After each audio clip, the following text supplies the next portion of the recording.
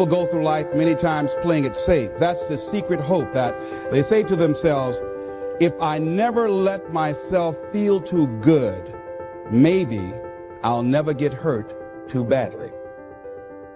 A lot of people don't ever do the things they're capable of doing because they allow themselves to go along with the crowd, following the crowd.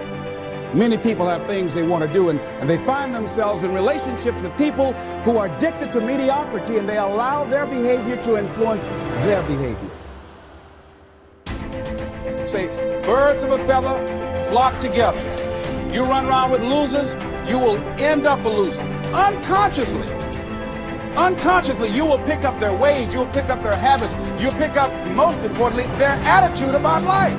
If you're around cynical, negative people all the time, you will become cynical and negative. You don't need to be a part of the crowd to know who you are inside. Because everything that everybody else is doing doesn't necessarily mean that it's good for you. You don't need to be like everybody else, but you need to be the best of yourself. Be able to feel good about who you are, what you are, and what you are ultimately made of. Because without that, how far are you willing to go? Don't sacrifice yourself to please others. It's not easy going it alone, but if you keep going, stay true to yourself, it will be worth it in the end. The hardest walk you can make is the walk you make alone. But that is the walk that makes you the strongest. That is the walk that builds your character the most. No matter how painful it is, I gotta keep going. And I gotta keep going because what is my passion? What is my focus? Your focus and your passion will numb you to failure and to pain of striving to get to where you're trying to go.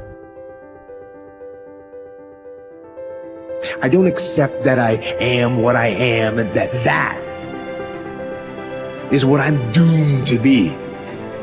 No, I don't accept that. I'm fighting.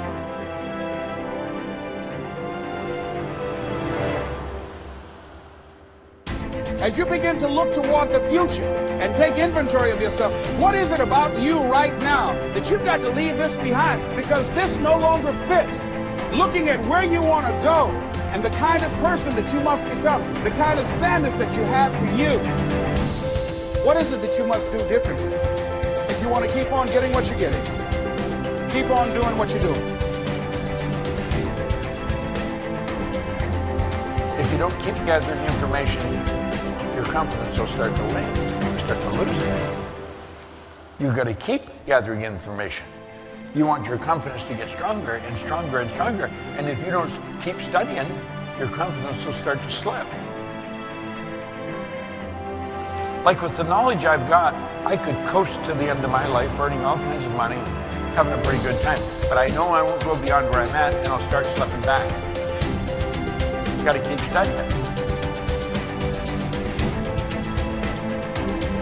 I got up at 3 o'clock this morning. So I went to bed for an hour.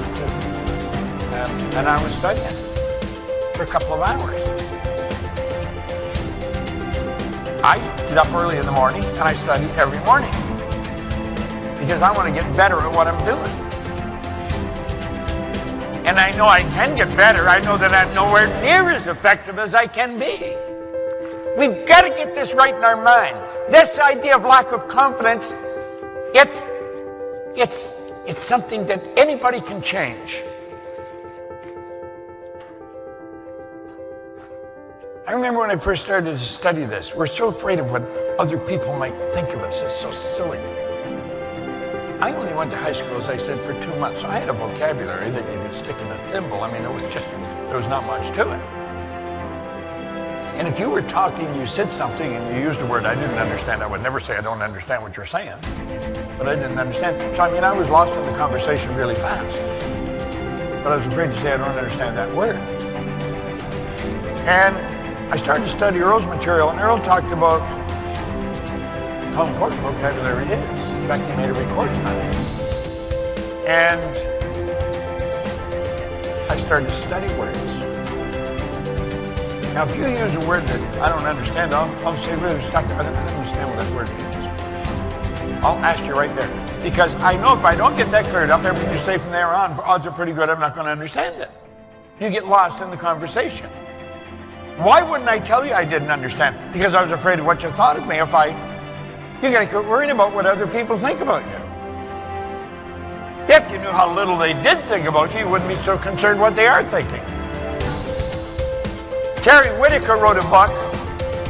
The title of it, What You Think of Me Is None of My Business. And it isn't. What other people think of you is none of your business. Quit worrying about what they think. I hope you like me, but if you don't, you got a problem. Because I like me. I don't give a damn whether you like me or not. I really don't. I hope you do, and you should. I'm a nice guy. But if you don't, it's not going to bother me. Now, for many years, that would have driven me crazy. Not anymore. Not a bit. This confidence concept is pretty big. And the more you study this material that we're giving you, the more confident you're going to become. So the first thing that people who are incredibly successful do is they do what they hate. They are fully prepared to do what they hate to get to where they want to be. And people who fail, they will give up their dream before they do what they hate to do. And people who are very successful, they never, ever wait for motivation. They do it because when you do it, you become motivated. A great writer won't go, well, I'll just wait till I'm really motivated to start writing this book. No, they get up at 4 a.m, they don't want to, and they start to write, and then of course they become motivated. So you wake up in the morning and you go, you're not going to go, yay, it's 5 a.m, I'm putting on my running shoes and going for a walk up Laurel Canyon. Of course you're not going to do that. You're going to wake up and go, God, I really hate working out. But Marisa said, successful people do what they hate to get to where they want to be. Because of course, the wonderful thing is that when you do what you hate first enough times, it starts to become natural. Like, I've got to do my taxes, I'll do that first thing. I've got to confront someone, I'll do it first. And so I still, to this day, wake up and think, oh, I don't really want to do that, so I'm going to do it first, because what I do want is to belong to that group of very successful people. So I know what the membership is. And every time I don't want to do something, I think, I don't want to do it, but what I do want is to belong to that group, so I'm doing it first. And it's a great way of thinking, because it starts to move you around wanting to do it for all the right reasons. Many years ago, I met someone who wanted to be a rock star. That was his ambition. He actually particularly wanted to be a drummer. And he was a very young married man with 2 children to support.